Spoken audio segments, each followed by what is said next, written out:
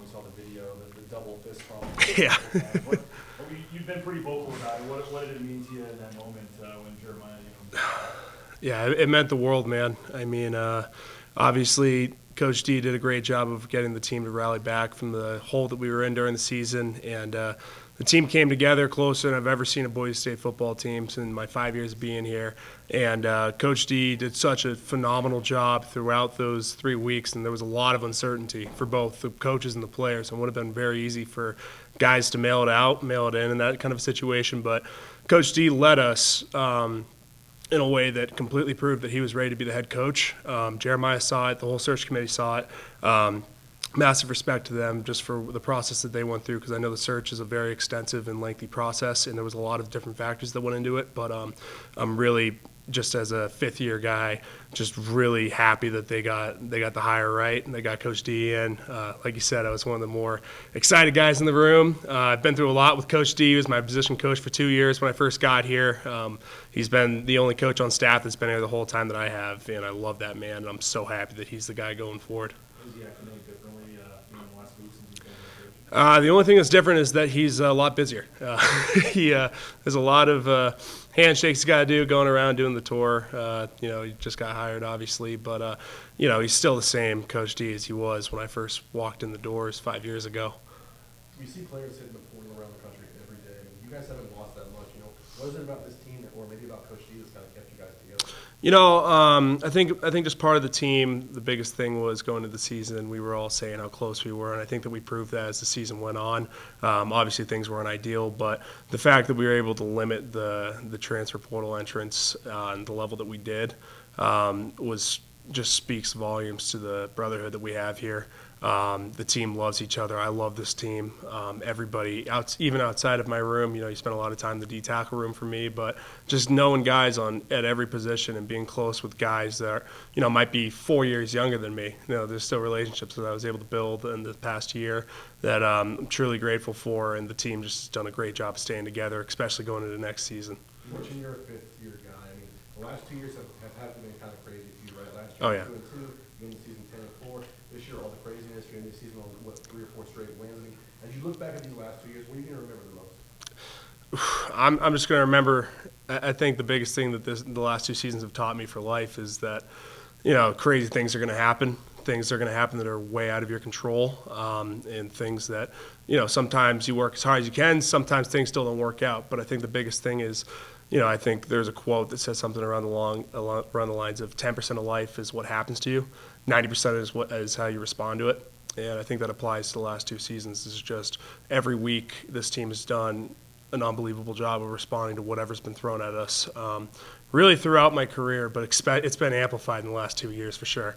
What was the level of how anxious, I guess, were you walking into the building, last Sunday afternoon? The people that saw Dimitri and I know that we were freaking out for about an hour. We showed up about an hour and a half earlier than everybody else got in the building. We were just walking around looking for clues as to what was going to happen. I was definitely pretty shaky going to that meeting, to say the least. But once I saw the cameras there, I started to get an idea that this thing's probably heading in a pretty good direction for us. And then once he said it, I mean, you guys saw the video. I mean, we lost our minds. It's still something that I'm still processing. Like, I look at Coach D, and it's like I said, Coach D is the same guy as he was 5 years ago, and now I'm looking at him. I'm like, you're the head coach. I mean, it's been a really cool past couple days. Did you guys find any clues? And did you have an idea that you guys were going to get kind of finally an update on the head coaching search too? I don't think I had an idea until about 5 minutes before the meeting that we were going to. I didn't even know for sure that meeting was going to be about it. I didn't know what it was. I thought we were going to go in for exit physicals and stuff, but. No, so coming to that meeting, seeing the cameras, seeing everybody in the room. I mean, there was probably 130 people in there. So it was a pretty cool setting on Sunday. When it comes to that 48 hours of having your head coach announced and then Taylor Green entering the transfer portal, that's going to be a lot of a shakeup. How does a team handle a lot of adversity or a lot of excitement in a moment like this where we're less than 2 weeks away from a game? Right. I think that the same what I was saying earlier applies to the situation that we were in earlier this week. I mean, this team, all we know how to do is respond. I mean, there's been things thrown at us throughout the last 2 years that sometimes never happen to a college football program, but we've done a great job of responding. Obviously, I wish Talon the best, and I just am looking forward to seeing this team bounce back and continue to take things day by day until we get to the bowl. Safe to say with your love for Spencer and stuff that they'll be back next year? Yep, I will be back for my 6th season. Yeah, that was a very. I think that was the first thing that Coach D and I said. Obviously I gave him a hug and I congratulated him, and I looked at him and I was like, I'll be back in January, because I was definitely going back and forth with that for a little bit. I wasn't sure if I was going to use my last year or enter the professional world, work world, not football. But him coming back as soon as he got hired, I'm still certain I'm coming back next year. And I know you want to obviously you still have 1 game left. I forget it was Riley or who we talked to where they said, look at what Spencer did in 3 weeks. You get him a full season and a full season, what he can do. I mean, Yeah. There's a lot to change, obviously, but do you feel like next year you guys could do something special? Oh yeah. This is a special group of guys, special staff that we have. The biggest thing was retaining as many players and as many people on the staff as we could, because we know that we have something special in this building. And I think we've done a great job of that. We're going to continue to add great guys that can help the culture going forward and help this team. And I'm very, if you can't tell, obviously I'm focused on this game against UCLA, but 2024 is going to be a special year. You've played against Tiller and Fulton in practice a lot. Yep. So give us an idea, what can we expect from both of them? What are their strengths if they're in the game? Both guys, I love both those guys. They come in, no matter the circumstance throughout the season, they've come in and they've worked each day, whether that's on scout team, whether that's in a service period, or whether that's getting reps with the first team offense like it's been in the last 2 days. They've done a great job of growing and learning from the other guys around them. Mad Dog stepped up, especially right now, and Mad Dog's helping coach them up and helping them get ready for this game. CJ Tiller has a killer arm. He can throw the ball a mile. He's got a ton of talent. Cole Fulton's also a great guy that has been around for a little while. He has a great understanding of how the offense needs to be ran, and he's also got a great arm. So whoever's in the game for us, I have full confidence in the decision that Coach Hampton makes, and whether it's 1 or 2 of them playing in the game, whatever it is. I play on the offensive side of the ball. The game doesn't change for us, so we're just going to be excited to go hunt. What do you see in UCLA? So far, it's not. I haven't gotten too deep into them yet. It's been a pretty hectic week, but from what I've seen, it's a lot more of a lateral operation. They definitely like to run the mid zone a lot more. So D tackle wise, that's a good challenge for us. It's gonna be exciting. They have a great physical O line. They have good backs. It's gonna be a fun game for us up front. The biggest thing for us is always stopping the run. So I'm excited to get an opportunity to go out and compete. These last few weeks, you guys forced some turnovers, you guys get sacks, tackles for loss. It's a game-changing plays that create momentum. How long and hard have you guys worked to get to this point? How much fun is it? It's been a long 11 months, because we started working in January. It's been a long time of growth and preparation that have gone into this, especially as we've developed in season. I think this is the most that I've seen the front 4 develop in season that I've been here. Just each week, the coach is doing a great job of emphasizing what we need to focus on, and we've known that we've only been about that far away from making those plays all season, and we definitely know the things that we need to do to get ourselves in better positions to make those plays. So it's been really cool. Michael, Coach Shin's, he's coached in the Pac-12 at Oregon. He's been at programs that have gone through a lot of traumatic things like Boise State has, with Yeah. UCF not being believed and Yeah. Nebraska and stuff like that. Yeah. Just what has he been to you and to your position group in terms of being able to help navigate through the last few months? Yeah.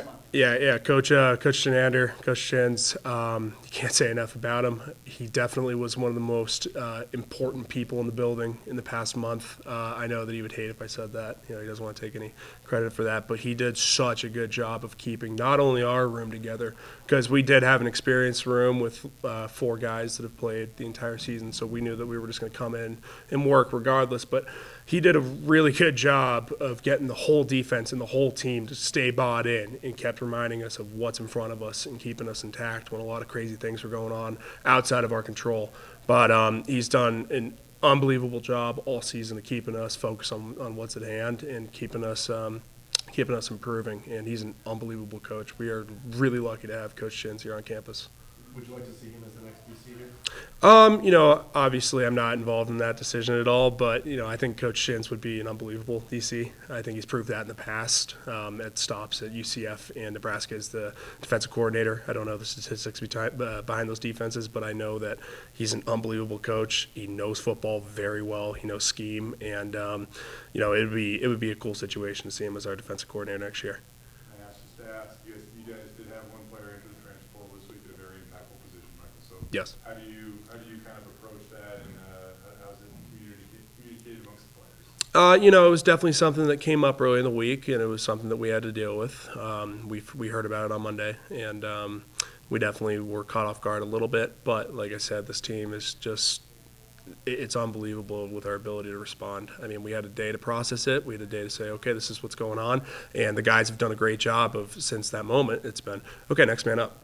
Whoever's going to take that job, whoever's going to be ready to roll in this bowl game against a great team, is going to get that job. It's going to be a really cool situation to be in, and have full confidence in what the offense is doing. They've done a great job all season, obviously. Coach Hampton is an unbelievable coach, including all those coaches on the staff over there. So I think that we're going to be ready to go, regardless of who's playing. One more from me. Spencer said in his introductory press conference that he wanted to hire good coaches and empower them. Mm-hmm. I just, over these last 3 weeks, how have you seen that play out? Do you feel like that is the case, and do you feel like your assistant coaches are any freer or anything like that right now? I definitely think that he's done a great job of empowering our coaches. I think that they have the freedom to coach the things that we need to focus on. Specifically, for the D tackles, there were a few things that we needed to tweak, and we've really felt first of all, I think that our bodies have definitely responded well over the past couple weeks, just in practice. I think that this is the healthiest we've been all season. And second of all, just what we've been focusing on during practice has been really beneficial for us in the game, and it's paying out for sure. All right.